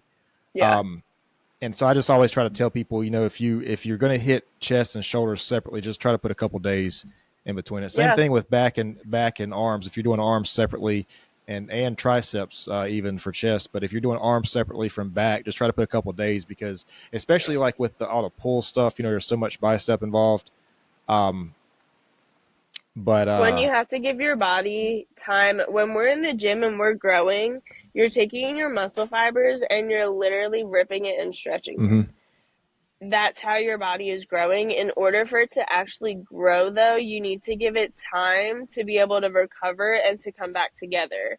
If you Yep. don't have that proper recovery time, it's not going to go, and then you're just deteriorating. You're just going to be sore all the time. So you actually want to structure it like, and a lot of times for me, like I can't really do like back and legs right next to each other because Mm-hmm. for some reason it's just a lot of the similar soreness. Like if I'm sore in my back, I'm not having a good leg day just because like legs is a full body workout. It really is. Right. Like your core needs to be engaged for everything, but it's just like there's so much strength in every avenue coming together. Mm-hmm. So you need to structure it like, okay, hit this and then give it 2 days before you even, like, if you did chest, give it 2 days before you hit shoulders because your body needs that time too. Like, you can't, people that work out 2 or 3 times a day, what Oh is the my point God. in that? I What can't is the imagine, dude. point in that? You're working backwards. Like, you're never going to see results. I don't see how you do see any results because so I've been told that there's 3 equal parts, which is what you do in the gym, your diet, and then your recovery. Like those Yeah. things are none of those 3 are more important than the other. They're all equal. I had a friend who told me she was doing legs 3 times a week. And I was like, dude, 3 times, like that's a lot. Well, that's a lot for me because I don't even want to do legs once. But three times is a lot, man, for legs. It is, And but it can make sense depending on the muscle group that you need to grow the most. I was the same way. Through prep, I needed to grow shoulders and glutes. So shoulders and glutes were getting hit 3 times a week. But then there was also days and weeks that if I needed the rest, like you said, they're all equally important. If I mhm, needed to rest, I was not training because my body just needed that recovery time. yeah. But I feel like too, though, once you get in there and you're like doing this more and more, it's easier for your body to recover. You know, like the Yes. more, I guess maybe the more your body recovers, the better it gets at it. And it's like the quicker you recover. Because I try to be very specific with my workouts, but I usually don't have like injuries. I might have like an overuse thing, like maybe a Yeah. joint bothers me or something. I'll just take a week off or whatever it is from that group. But I think you get better at it. Like as time goes on, you get better at healing your body. Like once you know your body, you know what you can do and can't do. Because like I said, with the deadlifts and the leg presses, I mean, I've probably been out a couple months collectively from both of those at different times. And I was like, you know what? I'm done with that. Like, I feel like I can train the same group with different exercises. And a lot of people say deadlifts aren't worth it anyways. I don't know, but they say it's like a very injury prone workout. But I know Yeah. some people who do deadlifts, man, they're absolutely jacked, men and Well, and women it like depends that. on like what's your goal? What are you training for? Because everyone's training is different. Like if you're a power lifter and you're training for that strength of how much can I pull, Hmm. yeah, that's great. If you're trying to lose weight and be in a deficit, like yeah, it could be a helpful movement, but it's also compound movements can be very challenging because it is very technical with the technique. There is so much form that goes into deadlifting, and if you don't know how to deadlift properly, yeah, you are at risk for injury prevention, but everyone's body reacts differently. You think about a back day, majority of people go into a back day, their warm up is a lat pull down because they get Hmm. that lat activation, they get the stretch. That doesn't work for me because for me, I was never trained how to activate my lats, and so I pulled with my traps. I am so trap dominant that I Hmm. have to adjust and structure my back days and my shoulder days to not activate my traps. Like it took me forever for my lats to be able to release because I was pulling with the wrong muscle group. But you Yeah. have to like, so I have different movements that I hit.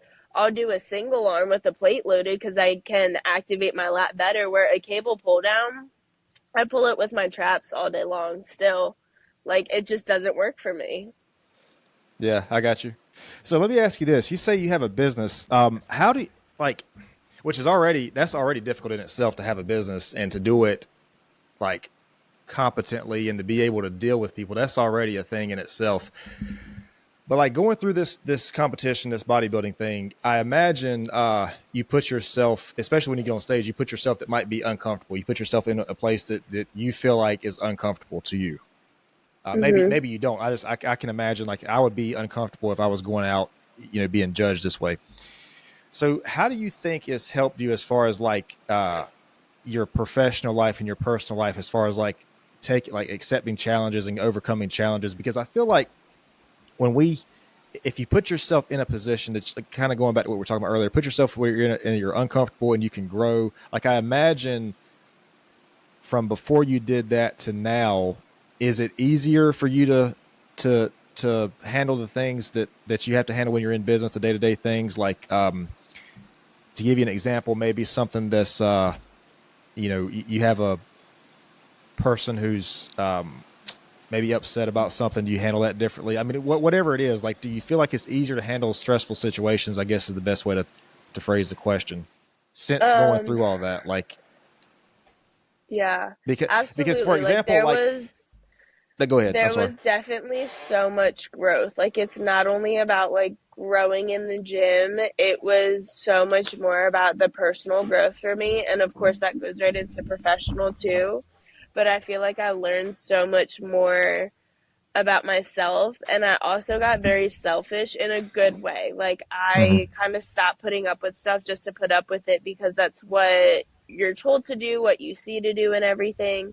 But it's just like the growth was like unconditional. Like it just never stopped. And I felt like I was able to handle so many things so much better, and just being in tune with my body, just like fueling my body, my energy levels were better. Like I don't, it's hard to explain it because it's just like you go through it, but it definitely like there was so much growth out of the gym too. It definitely, I feel like that was more than what the growth was in the gym. Well, I feel like it puts things in perspective too. Like maybe sometimes we react to things that really don't require a reaction. It's Yeah. like everybody's stressor and whatever they've been through in their life is kind of like, it's almost like it's subjective and it's relative. Everybody, like, something that's stressful to one person might not be stressful to another person, but it really puts things in perspective if you put yourself in a stressful situation like that. Like we were talking about earlier, you prove yourself to yourself, and then now you have that you can look back on and you say, well, okay, what's in front of me right now might be stressful, but look at what I went through, and I was good, then. Yeah. And I bring this up because I wanted to say, like, when we were talking about how you were competing and like you could be doing all this training and maybe it doesn't work out for the best, but it's like you still have that experience. Like you still have who you became in the process of that. It's like, you don't have children, do you? Do you have children? No. Okay, I don't either. So, well, it's like a hike. Like, you ever been hiking or like been on a Yep. hike or anything out in the woods? So, like, when you go hike, you might get to a place on the hike, like maybe you get to a lake or a stopping point or whatever. But the purpose of the hike is not to get to in the woods and then like turn around and come back. The purpose of the hike is to experience the trail that you're on. Is to see the nature, is to take in the nature. People who have children, I don't have children, so maybe I can't comment on this, but I would imagine that, they're trying to raise a responsible, loving, caring adult. But like if their children get to that point, that's probably not what they look back on as the most valuable. What they probably look back on as the most valuable is all the moments that led up to that. So, when they were 2 and 4 and 5 and 6 and 13, and they were doing all these different memories and stuff, it's the journey that led up to that. So like, I'm a Yeah. big believer. I have a bracelet right now that says the journey is the prize. Like, I'm a big believer on like the journey that we take. It's almost like we have to be outcome independent. It doesn't really matter where we end up, because all that knowledge, all those skills, and overcoming yourself, like that's an invaluable gift that you have for yourself, and you can take that with you. I mean, Yeah. I can't stress enough, and I feel like I say this every time I talk to somebody, but the journey is more important than the destination. And I know that sounds cliche and it sounds so simple, but it's true. If we can just like change our perspective of that, I'm not going to say it doesn't matter where you end up or like if you win or not technically, because when you get to that point, man, you've already won. Like a judge, you can get up there and a judge can say, well, you're not in the top 5, you're over here. And that's okay. But like, he can't take that experience away from you. He can't take what you've learned, or he or she can't take what you've learned or who you've become in that process. And I just think it's important to make that distinction, man, because, because it's hard. Like when you, like you're talking about, when you put in all this work and all this and dedication and stuff, it's hard to think about that when you're in the moment. But then you can look back on it and you say, you know what? Like I know myself better and more of what I'm capable of because of that, regardless of whether I win or lose. It's just so damn hard to see that in the moment, you know, because you feel like Absolutely. you just feel like, I don't know. I really try to stay, present's not the right word, but I try to stay aware of that if I'm trying to do something that I feel like has the potential to fail.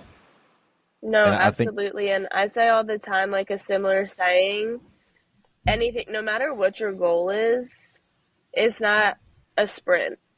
It's yeah, not a sprint, it's a marathon.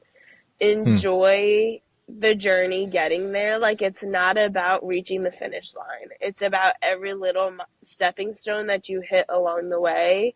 hmm, Because did I place the way I wanted to place and what we were hoping for? No. Am I happy with it? No. Am I proud of what I did and everything that I overcame along the way and how it's changed me? It's changed my lifestyle. It's changed me into the person that I am today, like the life lessons that I've learned from it. Absolutely. I exactly. wouldn't undo prep for anything. I Hmm. wouldn't go back and change it. I don't that was actually when I was thinking about doing it. My sister told me, she said, "Mary, are you going to look back and regret that you did this?" And I don't regret anything about it. Like, I've learned so much along the way. I don't care about how I placed. I don't care about how the girl that won, like, yeah, you care about it. I care about her, but it's not like I'm like, "Oh my god, I'm like so heartbroken and upset my life is over." No, Hmm. cuz look at all the other wins and that came out of the journey though. Yeah.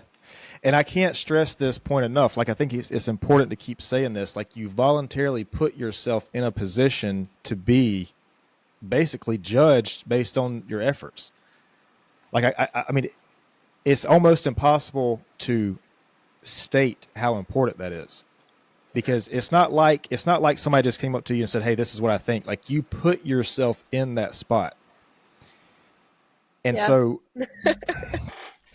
Yeah, I mean, it's I know tough. I'm preaching to the choir here, but I just for anybody watching or listening, I can't stress enough how important that is to put yourself in that position. You know, It's not for the weak. Like I said, physically to the demanding how hard it is to train. I lived in the gym. I got told to just put an air mattress in the closet and just sleep there because I'm there that much. I Because love I that. would be in the gym for 4 hours, 6 or 7 days a week. So number one, it's a huge like schedule. It's hard on you physically, but mentally, like, and it's not like, oh, you do it and it's la da da, it's easy going. Like, that shit was freaking hard. Like, it was challenging. It Hmm. was tough. Like, mentally, I had to be like, go to the gym, like, do this. Like, it's actually ridiculous. I live 5 minutes from the gym. I passed my house on the way to the gym coming from work, but I would have to pack my bag and have it in the car with me because if I stopped home to get changed, I would stop home, sit on the couch, lay down for a minute, and I wouldn't go. Dude, But I it's got like once chills. you You just just gave me keep chills just now. going, Like, that is amazing. That's amazing, man. Like, that's really good. but it's I'm sorry, hard. I wasn't trying to It's cut you off. tough. Like it Yeah. is, but you set a goal and you do it. I'm not one to fail. I'm not one to walk away. I remember texting my coach. I was about I think I was like 7, 8 weeks out, somewhere around there. Because after 6 weeks, it was brutal. It was miserable. Hmm. I hated my life. You're done at that point.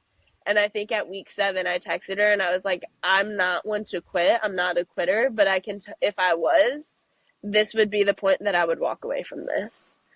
And it's Hmm. crazy how you prep for 16 weeks. In the beginning, it's easy. Like, your body is still still has so much to it. But then as you get closer and closer, that halfway point, it does you so dirty. It does you so, like, it just gets so hard the closer you get. But I mean, I think it's obvious that you like doing it, right? Like, it's something that you I like to do. love it. Is So Yeah. I don't know who said it, but the quote is, "The man who loves walking will walk farther than the man who loves the destination." Yep. So it's insane, man. I was going to ask you something, and I completely lost my train of thought, which seems to happen often. And I think it's something that you have to love what you do too. Like, especially for like new people getting into health and fitness, if you're starting your journey again, like, congratulations for taking that first step. But do what you enjoy doing. Like, Mm-hmm. I don't like the treadmill. Like, I'll incline walk sometimes and I freaking hate it. It hurts my shins. I don't enjoy it. The Stairmaster, it's hard, but I love it. Like, I love being on the Stairmaster, but it's also like, I'm a bodybuilder. I love this. This type of training is what works for me. Like, my brother's a power lifter. My sister did CrossFit. I could never go and power lift or do CrossFit. Like, they are Right. crazy for that. I ran track in high school. I'm not a runner nowadays. Like, I do a lot of cardio, but I hate running. So I'm not going to go Hmm. and be miserable running. I'm going to go in and find what it is that I enjoy, do that. Like, if group fitness classes are your thing, if you like spin, if you like Pilates, if you like to run, like if you like yoga, like you need to do what you enjoy doing, because if you hate it, you're not going to do it. Yeah. I can't tell you the last time I ran on a treadmill. It's just like so It's rough on your body. terrible. Yeah, it's I hard mean, on your even knees, your ankles. even if you have like Brooks, like I love Brooks. First of all, they're great running shoes. But you can have Uh-huh. the best running shoes you can find, and that treadmill is rough, man. Um, I actually have a client and he runs marathons. Like, he's like a state record holder. Like, he's like a crazy marathon runner. It takes your body a month to recover after running a marathon. I didn't know that. I hmm, thought people just went in, like, not casually. Obviously, they train for it, but I thought maybe yeah, like 2 weeks you would be back to it. It takes his body a month to recover after a marathon. Like, that shows how hard it is on your body. exactly. Do you know who David Goggins is? Have you heard of David Goggins? It sounds familiar. He's the ex Navy SEAL. He did like all the running and Yes. stuff. Yep. Dude, he just up and did a marathon, and now he got like severely injured. Like he had like shin splints. I think he was Yeah. like in the danger zone of like kidney failure or something crazy. But it is insane on your body. It really is. Like I don't know how long these people have to train for this. And with the marathon, they is that over like a couple day period, or they just do it all at once? Like is it all the whole I 26 think miles it's at all once? at once. Yeah. I think it's Jesus, one man, time. I can't imagine. I do 20 I minutes on the couldn't. treadmill, and I feel like I'm I'm 20 minutes in on the treadmill, and I need a wheelchair or something. Man, I can't imagine freaking. That's insane. But I started doing the elliptical because it's so much easier on your joints. Like I'll do the elliptical, and then I'll go to the stairmasters and finish it off. It's so much easier, you know. Yeah. Um, but And some people, like, even on the mental side of it, for me, like, I get on the Stairmaster, especially through prep, and it was like grind it out. Like, I don't care mhm. what I'm doing. Like, it is just like go, go, go. Like, it doesn't, you're not stopping. That's not an option.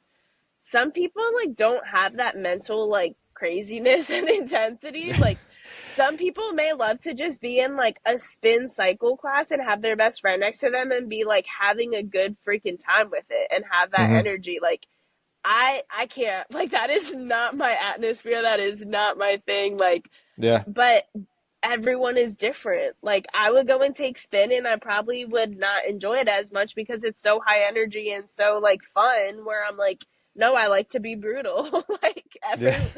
but that's what works Yeah. for me. Like, I can be on the Stairmaster for 2 hours a day and love every minute of it because it's freaking hard.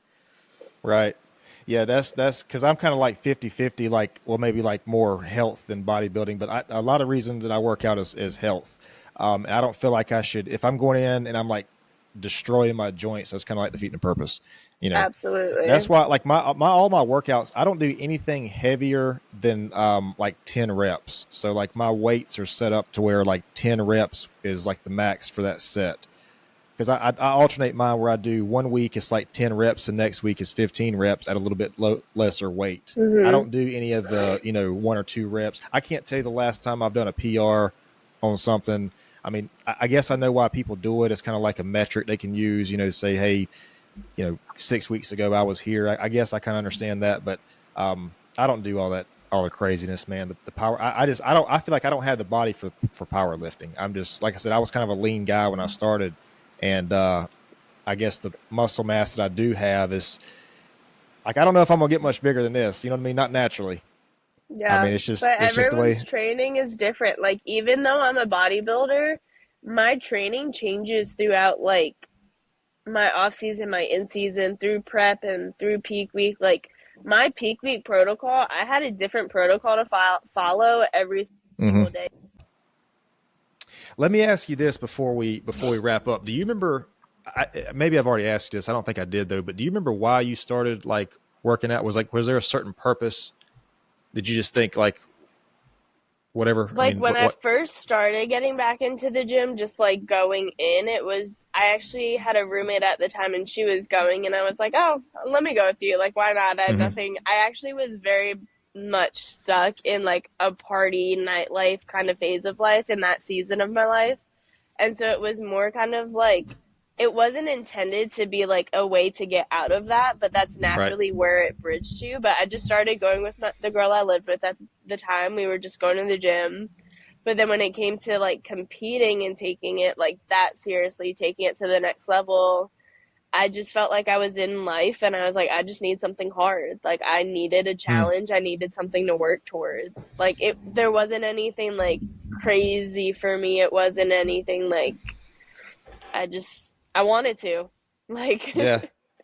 It's funny you say that because the guy I was talking to last, we were talking about like how these days there's almost like a lack of that challenge. You know, there's because the society that we live in has really kind of made things so easy for us, and I guess that's a good thing when you think about it. But that lack of something to overcome, you know, that lack of challenge, like we don't have to worry. Most of us don't have to worry about going out to hunt for our food. You know, we just go to the store and yeah, we don't have to worry about, you know, writing somebody a letter and it takes months to get there or whatever. You know, I mean, everything is kind of just we've tried to make life as easy as possible.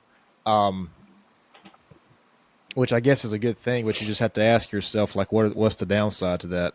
You know, like I mean, I can think of one thing right off the top of my head is like try to write out just one paragraph of anything without your phone being on autocorrect.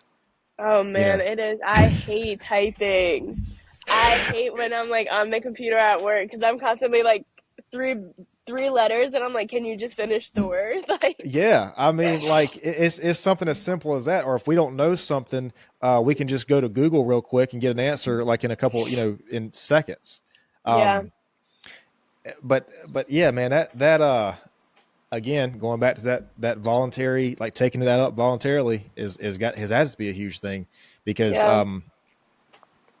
I think like the culture we're in compared to like other parts of the world, man, I think America's kind of down the list on the health scale. It looks like because you know you see people in like other countries and everybody's like so fit and healthy and I heard a story one time. Somebody was I forget where this person was at, somewhere overseas, but they were like their family moved to America, and they was like, well, is everybody overweight? And I was like, well, first of all, time out. Let's not go there. But it's kind of like I don't know, man. I don't know what it is about. Is that like American culture, or is that just an effect of like life being easy? Like people just don't take health as seriously. I mean, what I don't really know what's going on with. I think it's like a full circle. Like if you were to ask me like my opinion, I think it's full circle. And I hate it that we see it like this, but it is what it is. Like America is very overweight, very obese, like very just unhealthy eating habits. And I mean, when you look at it as to like going to, let's say, like a vegan or a clean restaurant or something, yes, your food is going to be more expensive because it's a better quality food where Mm-hmm. you can go through the McDonald's drive through, it's quick, it's Yep. easy, and it's cheap. But then when you look at other countries don't eat like that. Like they eat very clean, very whole foods. People go on these like international vacations and you always see them posting the pictures of their plates and their food, and Mm-hmm. when you just look at it, it's just clean, whole, simple foods, but we don't eat that way. Like that's not Yeah. how it is here, and I think it goes hand in hand with generations too, and these iPad kids coming up and stuff. Like no one is outside, no one walks. How many of us take the elevator over taking the stairs? Like Right. America is very much a fast paced, like hustle and bustle. I've also lived in cities my whole life. I've always lived, like, I grew up close to New York City, so like seeing that type of lifestyle, and it's just different where like I was on vacation in California and I was like, man, people just live. They are like, go with the flow. It's chill. Like, Hmm. you just think about different areas and different lifestyles, and it reflects your health 100%. So you know how we have like foreign foods here. I wonder what in another country. I wonder what like American, like if there was an American restaurant in another country, I wonder what it would be. Like what does the world think is like typical American? Because when we see like Asian food, it's like the, like the sesame chicken or whatever. Like that's like Yeah. the Asian. I wonder what the American version of that is in other countries. Like is it I like feel like my steak, brain goes Italian. Italian, like pastas and pizza and stuff? Yeah, like I think pastas. I don't know, man. I don't know. I think it's going to be, I think it's either like barbecue chicken, ribs, stuff Yeah. like that, or like a steak. Like I feel like if you go to another country and there's American food, I feel like or maybe a cheeseburger, man. That might be, that might be how Yeah, they yeah, see us yeah. over here. I don't know, but I feel like that's the American diet in other countries. It's Um, terrible. Like, Americans have terrible eating habits. hmm. It is so bad. And it starts from a young age. Like, I mean, think about being in elementary school and like school lunch and what they gave you. Oh Like, man. why was that okay? Like, how is that legal now? Like, come on. Yeah. But yeah, Americans' eating habits are so bad. It's so bad. But nutrition is, again, it's fuel for your body. Like I say all the time, like I'm in my off season right now. Like, I'm not, Hmm. my goal right now is not to step on stage in X amount of weeks. Like, it's just to be able to fuel my body. I'm also living my life where I'm very intuitive. I'm very much just listening to my body. Like, can I train today? Does today need to be a rest day? Like, as long as I'm eating right and I'm fueling my body with the foods I need to have post show, yes, of course we all eat post show. You don't eat anything for so long. Yeah, I had my burger, my pizza, my ice cream and everything, but the thing I realized most with that was that I felt like absolute crap after Yeah. that because it's like poison going into my body. And I just know for me, I enjoy eating clean, healthy, whole foods because I Right. run better on that. Yeah. Some people don't, they haven't experienced that to know the difference. And you don't know what you don't know, and that's not your fault. Well, I think a big thing too with that is people think the devil they know is better than the devil they don't. Like if they have a diet that's set up a certain way and they have whatever downside it is to that, it's easier to stay in that little bubble versus go out and try a different diet. Because it's When I say, uncomfortable. well, it is. And I mean, you like everybody, I think if everybody has one thing they enjoy the most, it's like probably eating, like is food. Like, that's just an Comfort enjoyable thing for foods, most people. stress foods, yeah. Yeah. And it's, I don't know, man. We could talk. That's a whole nother societal And issue. I you could go have down a a rabbit hole. great point, and it's because it's uncomfortable, and that I think is one of the biggest lessons I've learned, not only like through health and fitness, but even like professional, personal growth, is that it's comfortable to stay in our comfort zone. Yeah, you have a Hmm. little bubble wrap around you. You're never going to grow. If you're standing in a room full of people and you're the smartest person in the room, everyone, yes, you're filling up other people's cups and like they're going to grow, but you need to be uncomfortable and you need to put yourself in the room of people that are smarter than you, that you're the like bottom of the food chain with, so that you Exactly. can grow from them. You need to put yourself outside of your comfort zone. Yes, it's uncomfortable. Yes, it's scary. But if you're comfortable with complacency, that is so much more of a scarier idea to me than being outside my comfort zone. Like, I would rather be Exactly. Yeah. outside and to grow, to know that something is going to develop than to stay in the habitual routine and to be complacent. Like, that is terrifying to me. To not Yeah. want something more, to not want to be better, to just say okay. Like, yeah, that is terrifying. You worded that beautifully, man. That was perfect. I'll It's say this. true. It's true.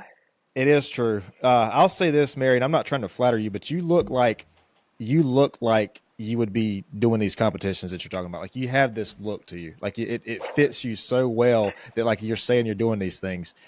It's like you're, I don't know. I don't want to say the ideal kind of look, but like I can see you doing these things that you're talking about doing.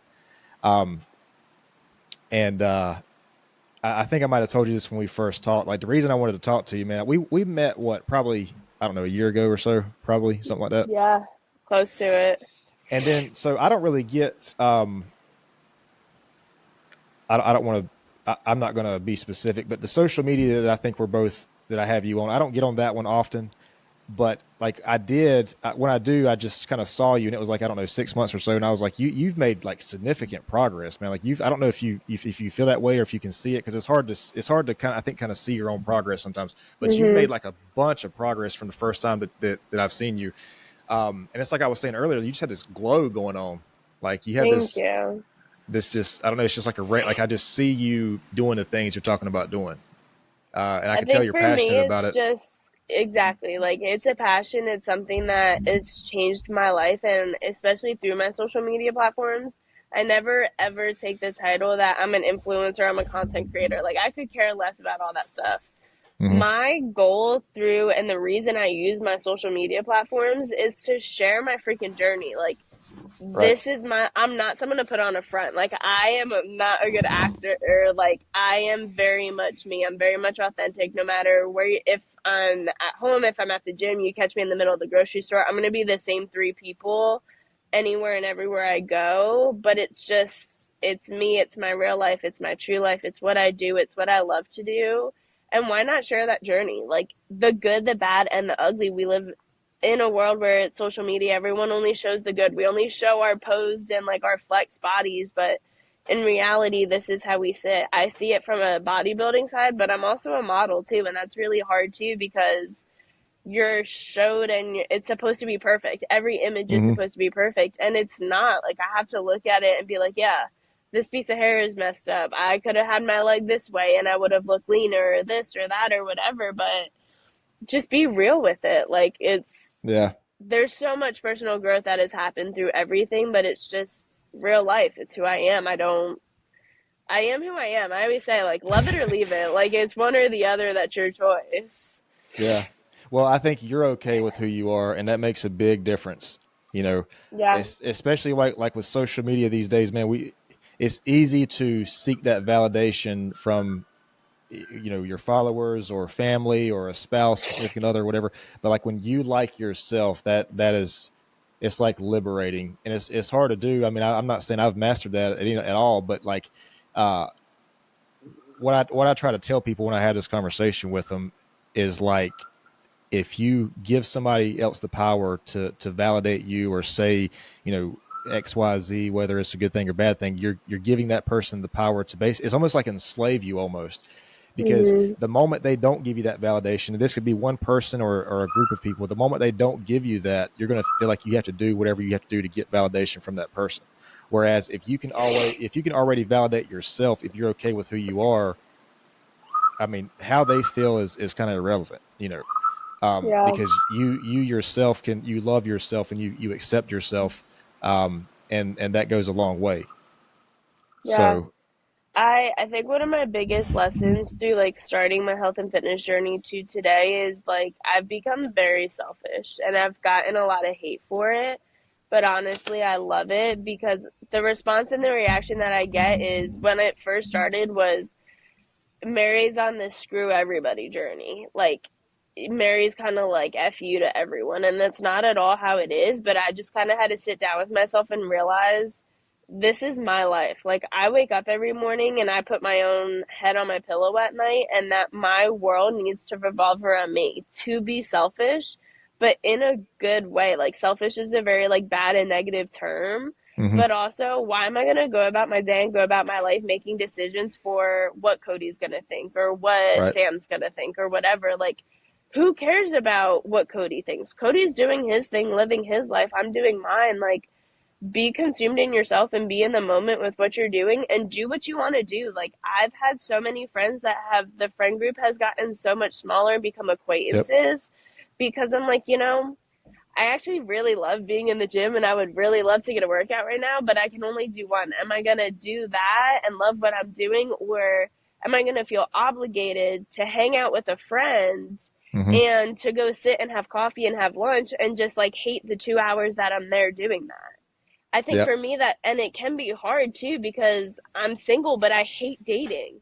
I Right. hate going out on dates and getting to know people because I just get done and I leave and I'm like, wow, I could have done so much more stuff in 2 hours than sit with someone. And I'm like, I'm not interested in you. Dude. But it's like, I live my life for me. I make decisions for me. I don't care about what anyone else thinks. Like, it's a good thing. It comes off very negative, but I don't care. I don't care Mm-hmm. about what you have to think because it's my life. I'm going to do what I want to do. Yeah.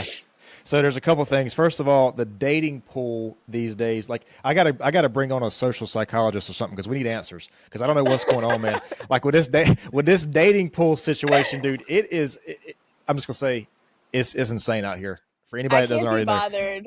I Yeah. cannot. I say that about a lot, but that is like my straight up term is like, I can't be bothered. I don't care enough. Mm-hmm. Like, it Yeah. is not worth it.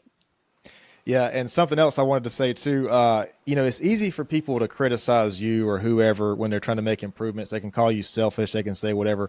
It's easy for people to do that when they're not making improvements to their own life.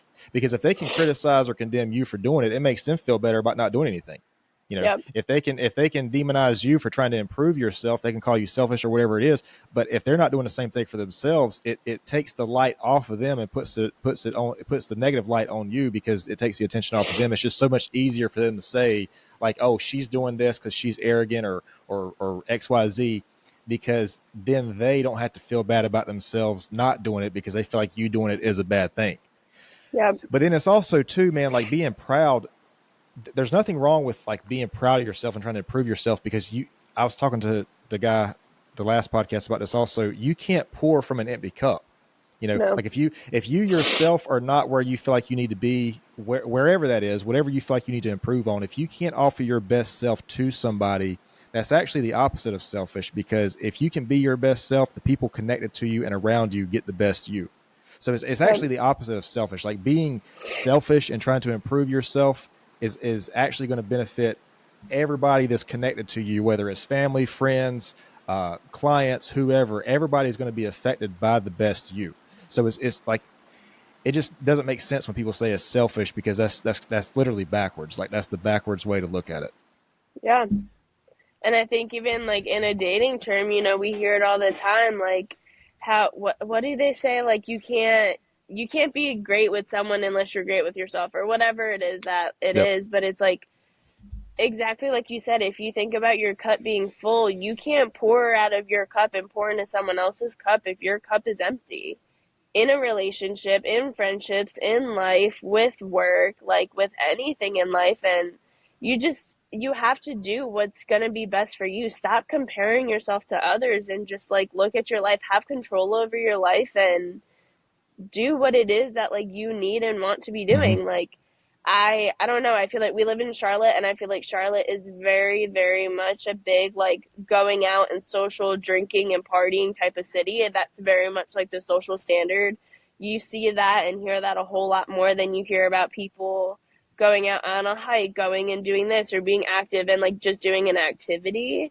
Mm-hmm. But for me, like, I don't enjoy going out. When I was getting out of my party phase, it was those last few times that I was like, wow, I went out. Now it's 3 o'clock in the morning. I'm just now getting home, and I didn't have fun. I didn't enjoy this. This just isn't me.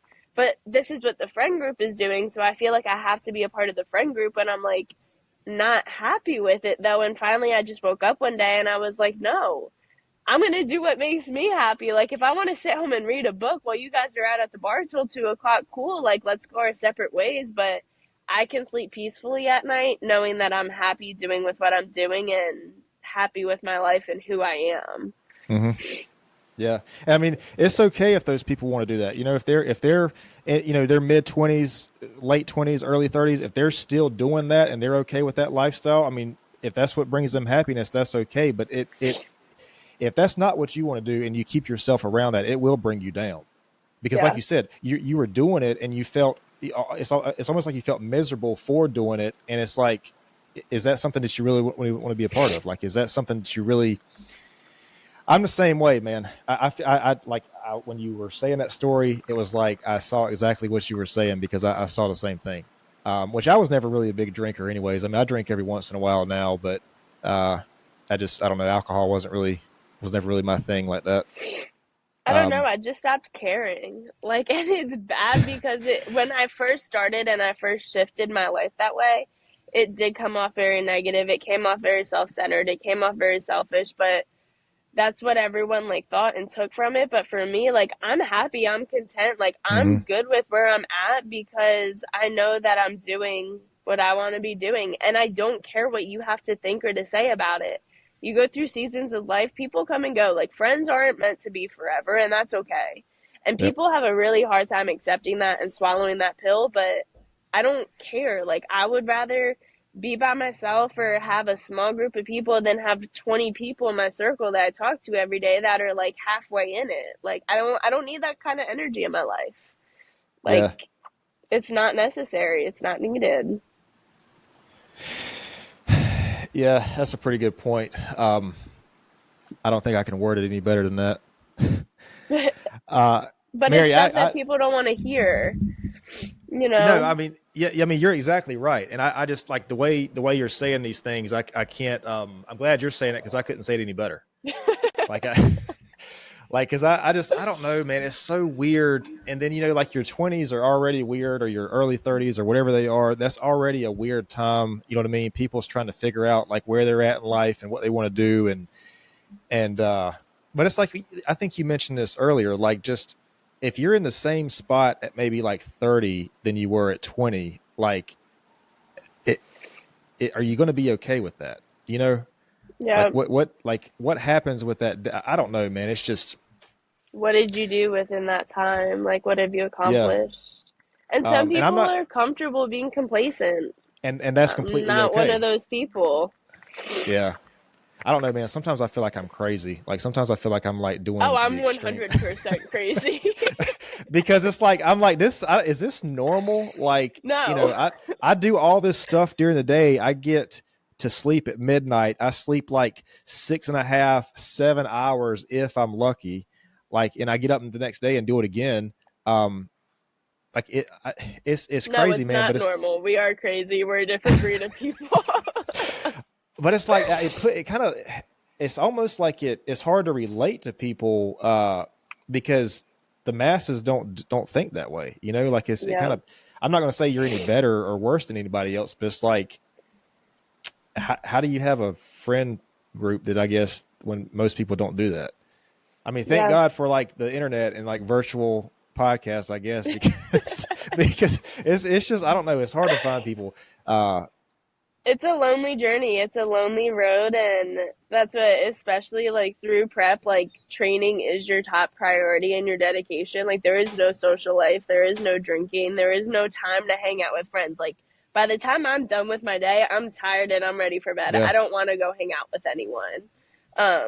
But you have to learn to love yourself. You have to learn to be able to spend time by yourself, to be alone, to be independent, and to be comfortable like being by yourself. You see Hmm. so many times like people, I used to be so terrified. I remember sitting down one day and telling someone I will never go and eat by myself. Like, to go to a restaurant and to sit down by myself, I was like, no. That's like loser status. I would not do that. Like, I'll take it to go and I'll pick it up, but no, but I was at that time in my life, I was very much consumed with groups of people and I didn't know how to be by myself. So it took Hmm. that being uncomfortable, figuring out how to be alone, how to sit in silence and just read a book, to be with myself and my thoughts and to live alone. Like, you have to know how to be comfortable with yourself. And so many people, we rely on other people for that satisfaction and all that Yep. when who cares? I don't. Yeah. Yeah, that eating alone thing is a whole other thing, man. But I mean, it goes back, like we were talking about. How do you feel about yourself?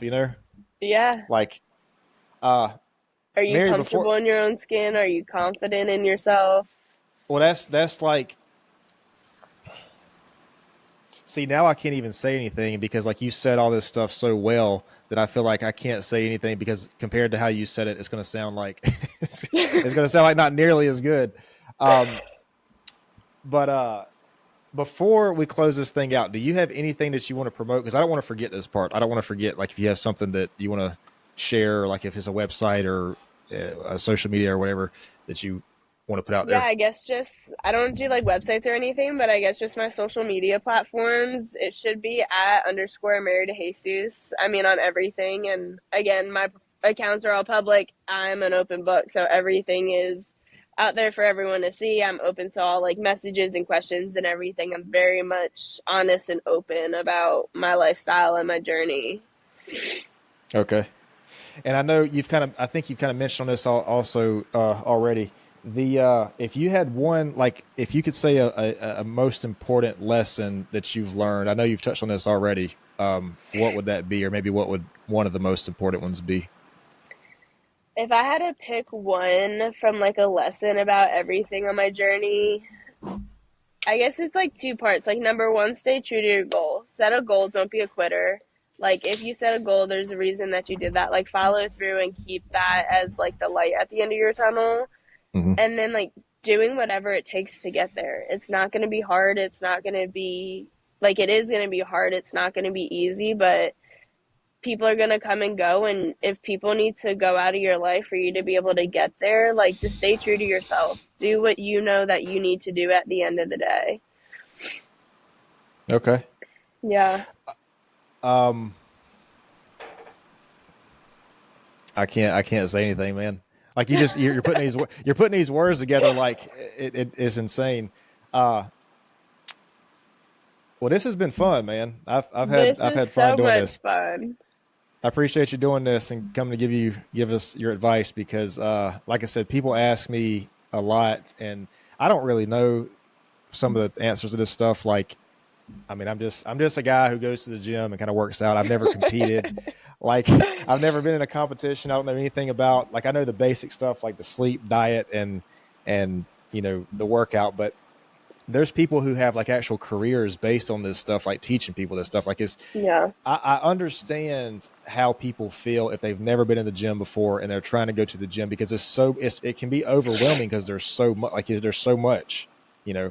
but I mean, you don't have to get in there. Like the first week you go to the gym, man, you shouldn't try to be in there every day. No. You have to start somewhere. And like we were saying, that first step, if you could just take that first step, everything comes after it comes. I won't say it's easy, but it's easier. Like the more you do it. And then, you Yeah. know, I mean, I know everything in life is baby steps. When we're little kids and we're newborns and we're toddlers, you don't just start walking all of a sudden. You exactly. crawl, you learn to like slowly little steps. It's like that literally with anything in life, not just in the gym. Yeah. And this sounds backwards too, but I, I'm not saying you, but I'm just saying you in general. Don't be afraid to like reward yourself. If you find it's hard to, this might be different for you because you're trying to build a certain physique and like the nutrition is really important. But like for me, I'll be the first to tell you, man, if I have like a pretty hard week and it's been like I've had a couple hard days to get into the gym, I'll reward myself with like people have different opinions on this, but I love crumble Mhm. cookies. Oh Yep. man, let Yep. me tell you something. Let me tell you something. If there's been like an intense workout or something, I'm like, yep, I'm going to crumble after this. But like, if you need to reward yourself, man, whether it's something sweet or like I don't know, an hour For more me, of it was TV shopping. Like I shopping, would get so bad at online shopping, and I would just like, okay, order, order, order, and I wouldn't feel guilty about it. yeah. And who knows, you might even get to the point where you'll tell yourself that you want to reward yourself in some kind of way, but after you do the workout, you might not feel the need to Yeah. anymore. Because I mean, It's just what you there's do after a certain point. You don't think about it like that. well, I'll tell you this. I don't. There's been very few times where I haven't felt better after working out. Yeah. Like The just say if I got serotonin levels. yeah, like if I got something on my mind or if I've been stressed out or whatever, I go to the gym and it's almost always the gym makes it better. Yep. Um, by this point, I'm convinced that the gym and cold showers or ice baths will fix almost anything. I'm telling you, You man. won't Like, like it, but it'll work. well, that's the point, though. Like, that's the thing. That's. I think that's how it increases dopamine because I don't Yeah. know if you know this. Do you know who Andrew Huberman is? Yep. I listen to him all the time. Oh my God, dude! He's You are like the great. only person that I've ever met that actually knows who this guy is. What? Yes, like I try to bring this Oh guy my up, and people are like, "I don't know." gosh. Dude, like he first of all, he's a super intelligent guy, and Very like the smart stuff that he guy. teaches is like so practical. Um, But I don't know if you heard his episode on ice baths, like how they work. Like, Mm-mm. so anyways, I'll send it to you. He's got an Yeah. entire episode on basically the benefits of ice baths, like how to do them and whatnot. But in a separate episode, he talks about, he's a neuroscientist, so he talks Yep. about dopamine. So we always think about dopamine, and people might want to fact check me on this, but this is the way I understand it. So like when something happens, like when you do something that makes you feel good, you have a baseline of dopamine. So like your dopamine is X. When you do something that makes you feel good, your dopamine goes up, but then it drops back down. So let's say your dopamine is X. Let's say if you eat chocolate or something, which increases your dopamine, it'll go up. It's transient. It doesn't last long, but then it comes back down below baseline. He says and I could be wrong, just fact check me on this, but he says if you do something like an ice bath or a workout, something that you don't want to do, rather that you do want to do, like, so for example, the chocolate is something that you see as enjoyable, but it takes you back down. If you do something that you don't want to do, it takes you higher than what it would be. So it's like, again, going back to the thing we talked about earlier, doing the difficult thing, like the ice bath, the gym. That's how these things increase your dopamine levels. But Huberman is awesome, man. Like that guy. I love him. I love how he breaks down his stuff. Like he's got, his podcasts are very informative. He's definitely on my top list of podcast guys. Yeah, Huberman's a good one. Andy Frisella is another really big one. Yeah, I haven't listened to him Frisella a lot. I've heard some of his clips. I haven't listened to a full podcast from him. Oh my gosh, you have to listen. He's not for the weak-hearted, the weak-minded. Like, he is tough, he's intense, but he's going to tell you what you need to do. And like, it's hard, but he's going to be hard and he's going to be blunt because that's what it comes down to. But growing is hard. It's uncomfortable. It's not easy. Yeah. No, I like those guys like that. That's why I like Goggins and Eric Thomas, Tony Robbins, all those guys. I mean, look, some people have never been on a Stairmaster feeling like they're dying with like David Goggins like yelling in their ear. You know what I mean? Like that's a whole different level, man. But yeah, that's crazy. I'll send you that link for Huberman though. He's got a bunch of stuff, man.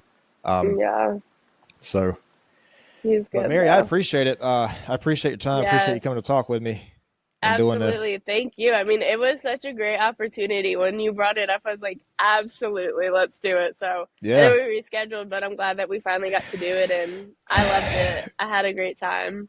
Yeah, I'm sorry about that. I thought I had bronchitis, but it turned out I was okay. And then I have a landscaping company, so we had to get through the spring, which was pretty busy.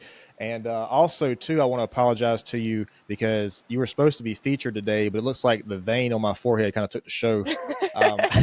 Dude, this thing's hanging around, bro. It's like, should I get this? Should I go somewhere for that? Like, I don't know what's going on with that. I didn't even think I had salt. So Did actually, you eat like a salty meal last night? Not today, but I do drink these little electrolyte packets that have a lot of salt in them. Mm-hmm. But I haven't drank one since yesterday. I mean, it could be that. So what you're telling me is my blood pressure's high. I'm over here stressed out. I'm not a doctor. I'm not telling you all that. I mean, that thing is like, anyway, I wish there was a way I could crop that out so like the attention could be on you and not on my forehead over here. Cause that thing, dude, like, I don't think I've ever looked like that bench pressing or like under some serious weight. I need to go. You're sitting. You're not even like laying. Bro, I'm telling, like, I don't know what's going on over here. I need to go run a couple miles, I guess. Burn this stuff off. I don't know what's going on. But Mary, I appreciate it. I'm gonna stop this video. Let me explain to you about this upload thing, and and we'll go from there. But I do appreciate your time, though. Yes, thank you.